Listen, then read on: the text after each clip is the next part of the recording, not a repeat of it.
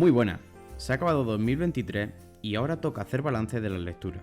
Ha sido un año muy intenso, con muchísimas emociones, en lo personal inmejorable. En cuanto al canal, alcanzó los 1000 suscriptores, algo que no me imaginaba al principio y por lo que os tengo que dar las gracias. Además, pude ir soltándome con la edición de vídeos y el análisis que cada vez disfruto más.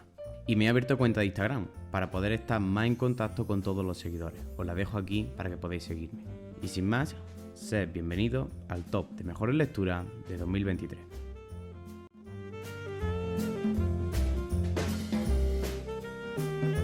He hecho una recopilación de cogido y he seleccionado 10. No están ordenadas de más a menos, ni de menos a más, excepto la última, que sí será la mejor. Compararlas es un poco difícil, entonces no he querido ordenarlas, lo intenté y no estaba yendo bien. Nos quedamos con esas 10 lecturas, la última sí será la destacada y además diré 2 menciones especiales. La primera que voy a mencionar es Dioses y Héroes de la Antigua Grecia, de Robert Graves, de 1960. Es un librito muy pequeño, no lo tengo aquí, me lo he dejado en Granada. Robert Graves, que es muy popular, la novela histórica Yo Claudio, y ha escrito otras novelas históricas, está muy centrado en mitología clásica y escribió un librito muy pequeño, es muy corto, con ese resumen sobre la mitología griega que después está ampliado en otro libro que es mitología griega, que es donde entra mucho más extenso, pero este es como un fragmento, ciertos fragmentos de cierta historia de los elementos más conocidos de la mitología griega, más o menos, y cuando lo vas leyendo ves que todo te suena y encuentras muchas referencias y dices, esto venía de esto. Todos esos dioses y esos héroes de la antigua Grecia, Heracles o Hércules, para los romanos, las historias de Zeus, de Artemisa, quién era Poseidón, por qué, etcétera. Todo esto se recoge aquí y además, por ejemplo, si ha ido al Prado, puedes de repente localizar muchísimos cuadros del Prado que tienen sentido por esa mitología griega. Y me sirvió mucho y me gustó mucho porque te situaba en toda esa mitología, era una muy buena puerta de entrada para empezar a entrar. Y se disfruta mucho porque encuentras esas referencias que han inspirado después a tantísimos autores y autoras a lo largo de los siglos, una referencia que han estado constantemente en nuestra cultura y que son el inicio de la cultura occidental. Entonces, pues, es una buena forma de entrar ahí, por eso me gustó tanto, porque me hizo muy cómodo leerlo. Encontré muchas referencias culturetas, eruditas, que podéis ir entendiendo y disfrutando más, así que por eso lo destacaba. El siguiente libro que quiero mencionar es Prompt and Auto Distraction de J. Samuel Walker, de 1997. Este libro lo leí en esa vorágine de cosas de Hiroshima que me leí en verano, lo mencionaba ya en el vídeo anterior, y es un ensayo sobre cómo se llegó a la decisión de lanzar la bomba atómica. Coge los distintos testimonios de ese momento, coge los papeles que se han ido desclasificando e intenta ver cuáles los pasos históricos y de la opinión pública y dentro de la administración Truman para llegar a la decisión final de en qué momento se decide y por qué se decide lanzar la bomba atómica. Bueno, es lo que intenta desvelar con este ensayo. La verdad es que se hizo muy ameno.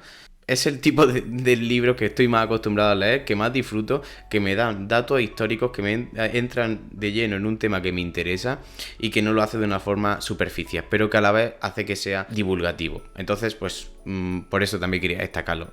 Es muy diferente al anterior y muy diferente a otros que he ido leyendo, pero fue esa zona de confort donde yo suelo entrar todos los años, esos libros que sé que me van a gustar antes de empezar a leerlos porque me gusta eso, me gusta la temática, porque me gusta esa parte histórica y porque me gusta la parte de acontecimientos, sobre todo si se mezcla con cosas históricas y políticas.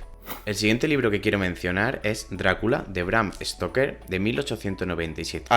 En ese momento, 29 años, no había leído todavía Drácula. Y la verdad es que cuando lo compré, me lo regalaron en esta edición de Austral Singular, tenía ganas de hacerlo, me llamaba mucho la atención y fue una sorpresa. Yo no había leído nunca Drácula, no había visto ninguna película de Drácula, sí sabía lo que eran los vampiros, todo el mundo sabe de la cultura la cultura popular de Drácula, pero no había leído Drácula.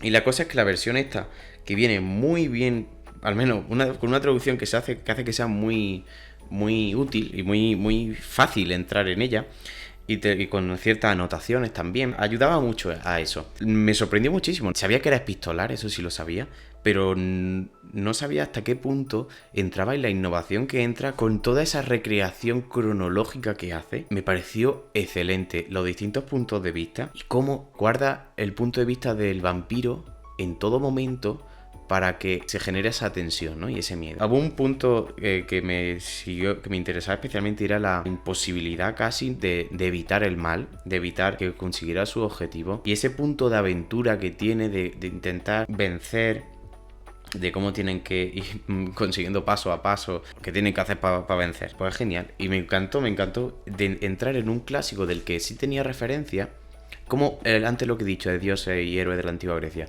Tienes referencia y te suenan todas y todos los nombres te suenan, pero aquí los ordenas y dices, esto era de esto, esto era por esto.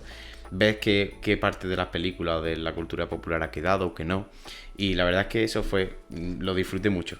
Mucho, mucho, mucho. Que un punto que tiene esto es que el poder entrar en novelas que antes no te habías lanzado y ves que ahora sí que puedes disfrutarlo y dices, podría haber hecho esto antes, sí. Pero bueno, ahora he llegado así cuando he llegado y cuando he llegado pues lo he disfrutado.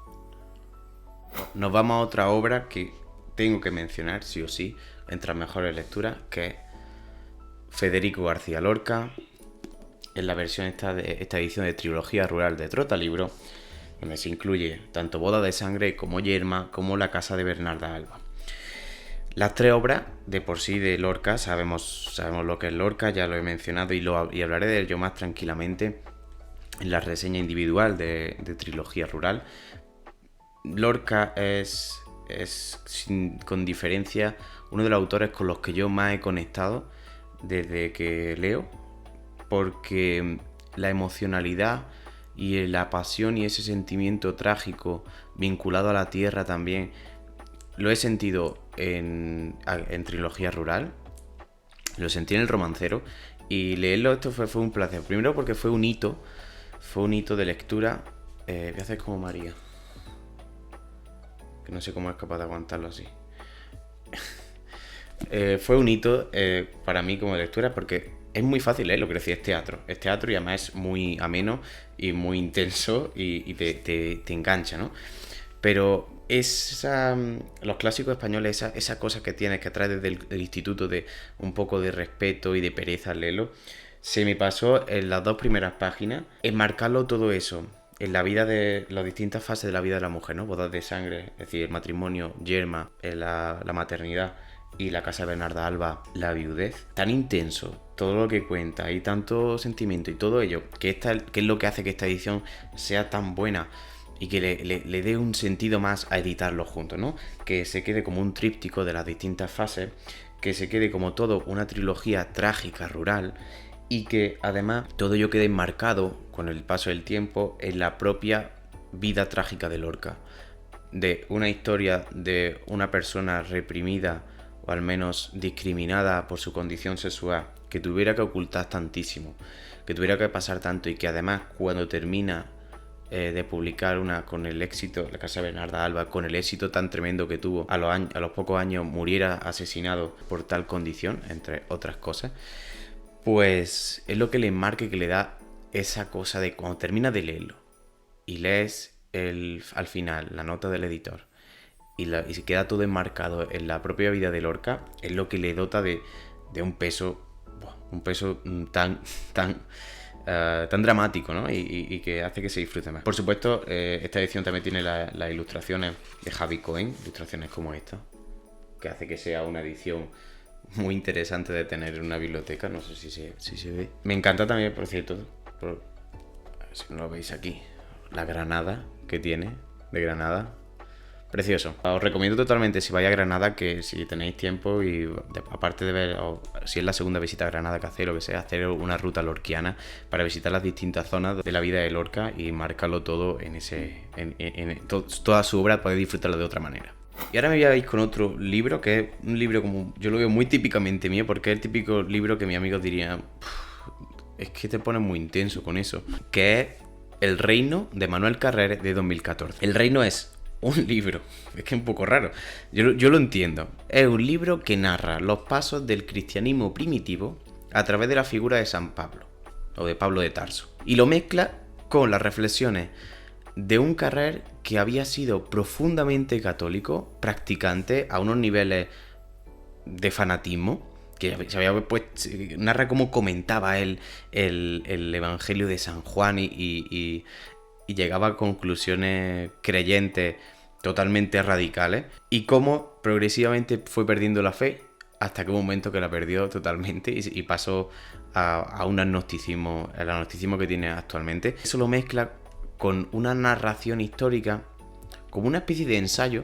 sobre cómo fue la vida de Pablo de Tarso en base a los evangelios, en base a las fuentes que se conoce, que no son muchas, claro, de la vida de Jesús, del Jesús histórico, y el Pablo de Tarso histórico que se conoce y que no, y en las lagunas en las que hay, le introduce literatura, crea. Tomo la libertad de crear en ese momento, en este momento que hay, donde hay una laguna, y creo que pasaría esto en base a lo que se ha contado hasta ahora de Pablo de Tarso. Todo eso mezclado, muy autoficcionado, ese tipo de ensayo, de reflexión de Carrer, que ya ha hecho como un sello de identidad propio, que se aleja del Carrer más ficcional. Entiendo que no te pueda llamar la atención, o que te pueda llamar la atención otro de Carrer, pero la parte que tiene de conocimiento sobre la religión, de conocimiento del cristianismo, sobre todo si eres de una zona donde el cristianismo tiene un peso importante, que sepas al menos cuáles son las referencias. Eso mezclado con esa reflexión que puede ser si tú has tenido una crisis religiosa, has tenido una duda religiosa o simplemente un crecimiento espiritual, ves cómo la pasó otra persona, también interesante. Entonces todo eso es lo que hace que sea un libro tan raro, tan diferente, que entiendo que haya gente que le pueda echar para atrás, pero que si te interesa un mínimo, tanto para creyentes como por no es el primer libro de Carrer que yo recomendaría, aunque yo he sido el primero que he leído, pero es de lo mejor que he leído. Este año es que había muchas veces que he vuelto a él. Y había muchas veces que he vuelto a las anotaciones que iba tomando mientras lo leía, y es un libro para mí y para quien le interese estas cosas. El siguiente libro el que quiero hablar es El acontecimiento, de Annie Ernaux, del año 2000. Cuando Annie Ernaux ganó en el 2022 el premio Nobel, me fui a la biblioteca, vi que había allí de Annie Ernaux y lo cogí. Son libritos, los que cogí eran un librito muy pequeño, que se leen bastante fácil, bastante rápido. Y El acontecimiento es el más conocido por la temática, y me llamó, la verdad es que sí que me gustó, y me llamó la atención por la parte que tiene de crudeza, ¿no? Ahí sí que veo un relato frío y objetivo, pero que de tan frío y tan objetivo que hay, y por el tema que cuenta, que narra el acontecimiento, narra todo el proceso que llevó Annie Ernaux hasta que ella abortó cuando tenía 20 y tantos años, estaba todavía en la carrera, en el momento en el que en Francia era ilegal abortar, y que por tanto los estigmas sociales, como la relación con el resto de gente, cómo se enteraba, etcétera, todas las dificultades que le ponían, el riesgo que había para la propia mujer, todo esto ella lo cuenta cómo lo vivió ella, sincerándose, abriéndose, como creo que en otros libros que he visto de Ernaux se abre totalmente en canal, y ella cuenta todas sus sensaciones, como una especie de justicia que se hace a sí misma o que debe hacerse, y como lo que ella defiende de que debe ser la escritora, y que no entiende que no se pueda escribir de otra manera. Entonces eso lo cuenta, y esa crudeza que cuenta sobre todo el proceso y todo lo que sentía y los miedos, hace que sea... ¡Oh! ¡Está nevando!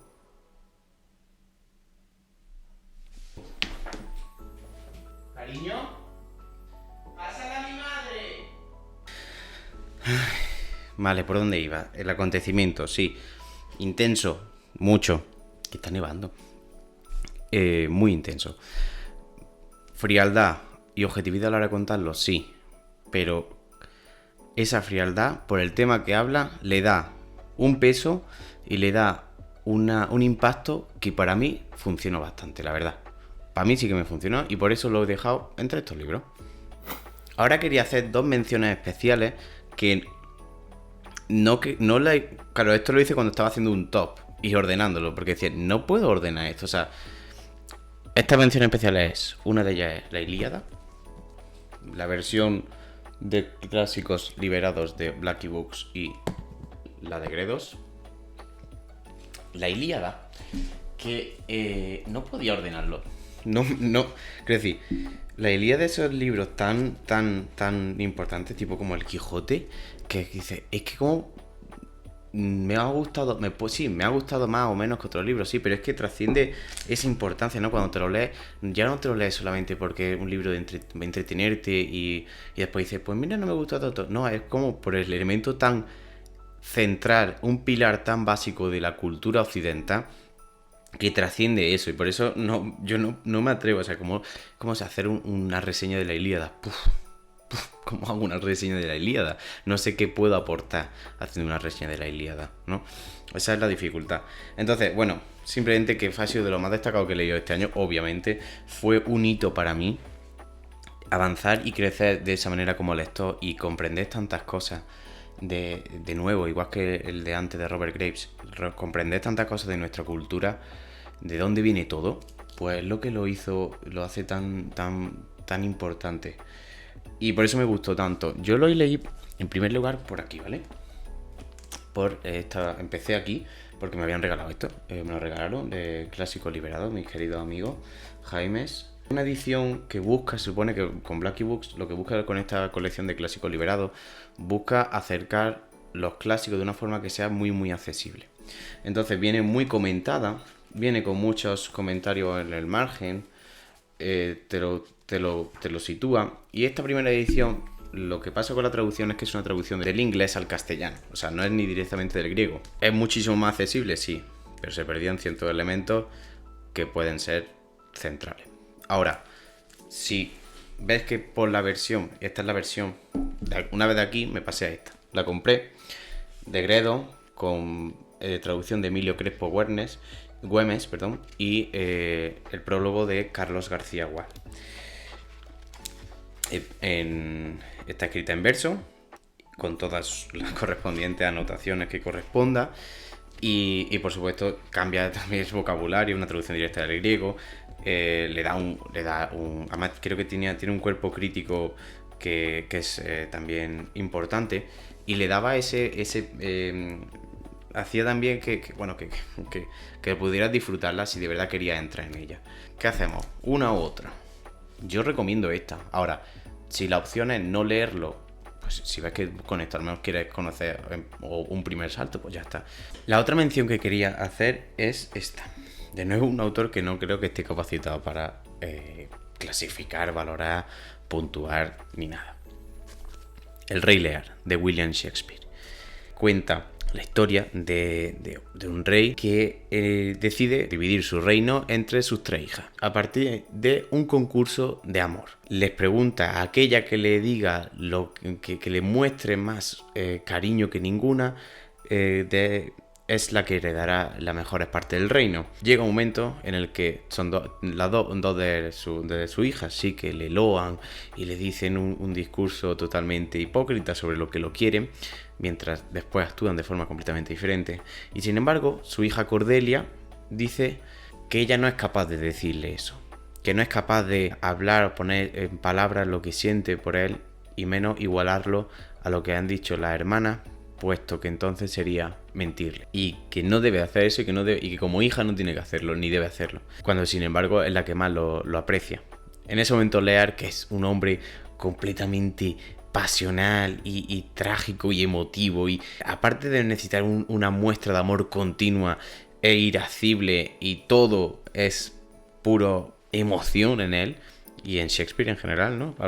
Lo que hasta donde tengo entendido, todo eso lo que hace que se desarrolle, que explote toda la trama, ¿no? Poderme haberme acercado a Shakespeare de esa manera, poder disfrutar de esta traducción de Ángel Luis Pujante, que hace que sea bello esa fuerza dramática que da, esos discursos, esos monólogos tan terribles, y ese odio que puede expresar con palabras, que hay partes que son realmente duras, cómo es capaz de hablarle a su hija, pero a la vez expresado líricamente, es realmente bonito. Además, una obra a la que yo no habría llegado de ninguna manera, o sea, de ninguna manera, si no llegase por la sección de Jam, de Trotalibros, de Shakespeareando, que es para mí una de las mejores secciones que hay en YouTube, porque es lo que le da sentido a YouTube, es lo que hace que sea realmente divulgación.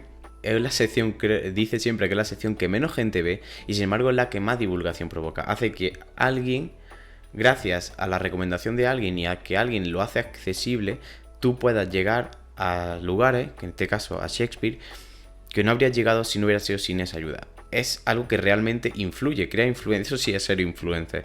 Le abre las puertas a otros, que era lo que yo deseaba hacer cuando me abrí el canal. Hacerle a otros viables cosas que no había sido viable hasta ese momento. Y era lo que yo he conseguido con YouTube, siguiendo a canales de distintas temáticas. Por eso quería mencionar una mención especial en este momento de recopilación del año, porque de haber leído mi primer Shakespeare es un momento del año. Siguiendo con Trotalibro, ya dejando de hacer la pelota, este es otro de los grandísimos libros de este año. Soledad, de Víctor Català, publicado originalmente en 1904, en la versión catalana, Solitud, de Víctor Català, que es Caterina Albert i Paradís. Es el nombre de esta autora, su seudónimo. La editorial Trotalibro cogió esa obra en catalán, la tradujo al castellano con una traducción absolutamente demencial, porque mantiene la lírica en catalán de ciertas palabras, el lenguaje que utiliza es bellísimo y complejo, consigue mantener también las particularidades del idiolecto que Víctor Català creó y lo hace una adaptación al castellano que hace que se disfruten todo dentro de que siempre una traducción va a tener eso, va a perderte cosas, pero hace que se disfrute todos esos elementos, ¿no? Que hacen a la obra especial. Porque si le pones una traducción con toda la obra, con toda traducción como un único texto, sin variaciones de un personaje a otro, pues te estás perdiendo parte de los elementos de que constituye la obra. Por eso la edición es importante y por eso esta edición vale tanto la pena. Acerca un clásico de la literatura catalana al castellano, cuenta la historia de Mila, una mujer recién casada que se va a una ermita y debe hacerse cargo de la ermita junto con su marido. En un contexto de aislada en la montaña, sola, con poca gente a su alrededor y mucho menos con poca gente con la que pueda hablar y conectar. Exceptuando al pastor Gaietà, que es el que le abre las posibilidades de disfrutar de ese mundo, ¿no? Es una novela, un personaje femenino que se descubre a sí misma, que descubre qué es ser mujer, todo lo que le pasa, cómo debe afrontarlo. Tiene muchísimo fondo, con mucha simbología, pero también forma y lo que le da es una obra muy intensa. No es fácil de leer, no es la obra más sencilla del mundo, ni la temática tampoco más que fluya más, ni una cosa ligera, no, pero es un hito también como lector disfrutar de algo con la profundidad de lo que narra aquí, porque la historia de Mila, cómo es capaz de afrontar esa soledad, es que es la historia de una mujer de 1904, le da un peso también, perdón por decir tanto esa palabra, pero le da un peso dramático también y emocional a cada una de las sensaciones de Mila, que es que se nota hasta en el propio texto. Es que Víctor Català lo que hacía era que cogía, cuando Mila está feliz y está más ilusionada, la prosa fluye de una manera mucho más lírica, es más bella, todos los paisajes de alrededor se describen de otra forma, con un lenguaje sublime, y después por otro lado, cuando está más apagada, todo se vuelve muchísimo más plano. Y poder disfrutar todo eso, pues está muy bien, la verdad. Solitud, Soledad, de Víctor Català. También recomendado. Nos vamos a los últimos 3 libros que quiero mencionar. Top de la literatura mundial, por supuesto. Momentos lectores para mí muy importantes de haber conseguido llegar ahí y disfrutarlo. En primer lugar, La muerte en Venecia, de Thomas Mann, de 1912. Una de las obras fundamentales del Premio Nobel de Literatura de Thomas Mann. Es una novela... trata de la historia de un escritor reputado que ha alcanzado el éxito mediante una fuerte disciplina en el trabajo y en la creación artística, y que decide viajar a Venecia para relajarse un poco, para encontrar la inspiración, porque tiene un parón en su creatividad, y necesita ese parón, necesita coger ideas, necesita inspirarse. Un viaje a Venecia, que es un viaje del férreo control de la voluntad y la disciplina viaja a lo dionisíaco, viaja a Venecia, donde es un viaje interior también, donde él empieza a soltarse y donde llega un momento, esa relación tan conocida y tan también criticada y creo que malentendida, allí se encuentra con un chico joven, o un efebo, ¿no? Sería la palabra, al que encuentra de una belleza sublime, con el que se obsesiona.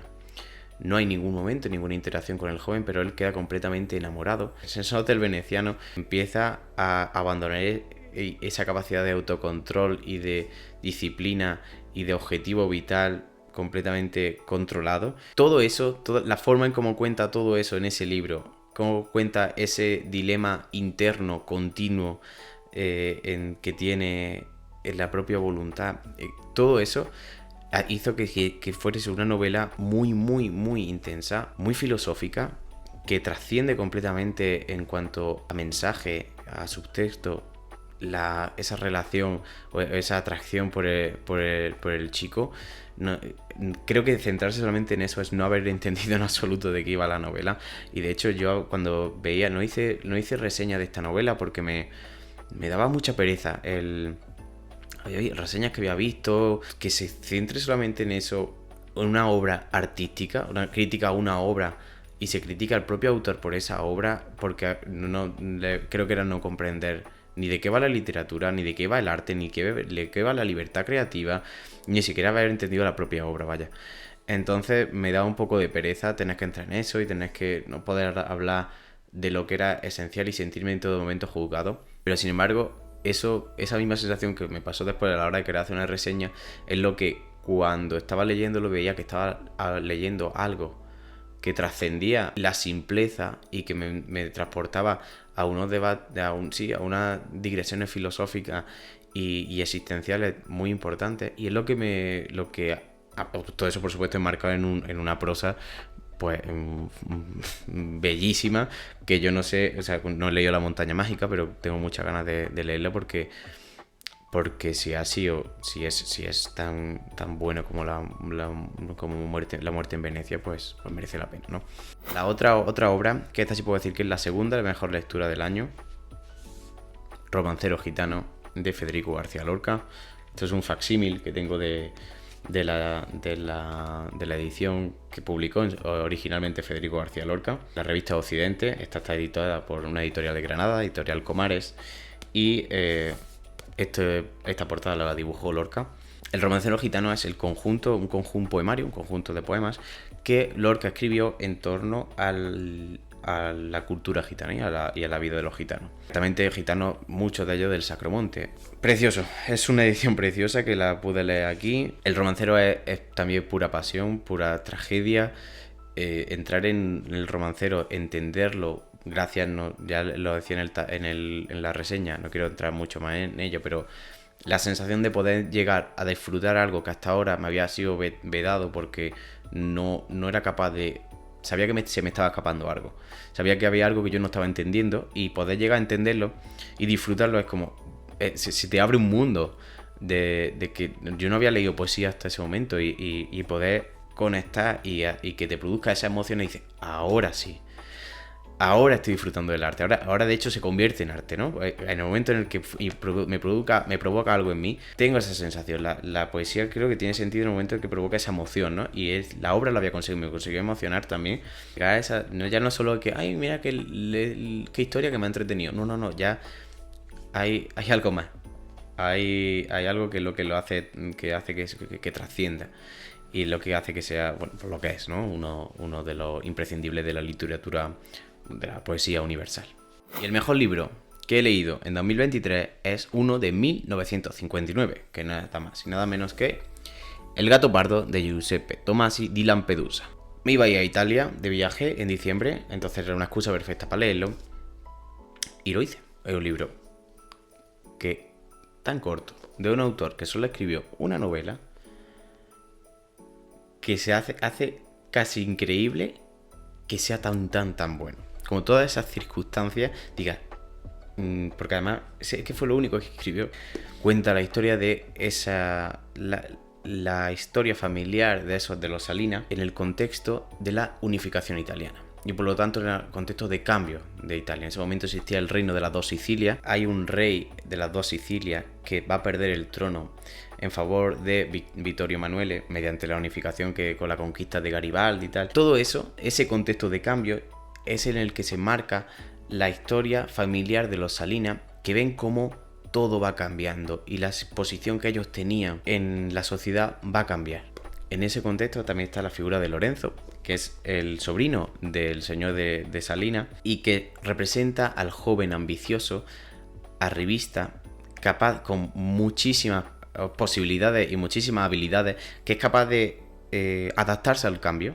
De aquí viene la famosísima frase celebérrima de cambiar, que todo cambie para que todo siga igual, que se adapta para poder seguir manteniendo la posición y el ascenso y cómo se relaciona él de forma muy exitosa con la burguesía.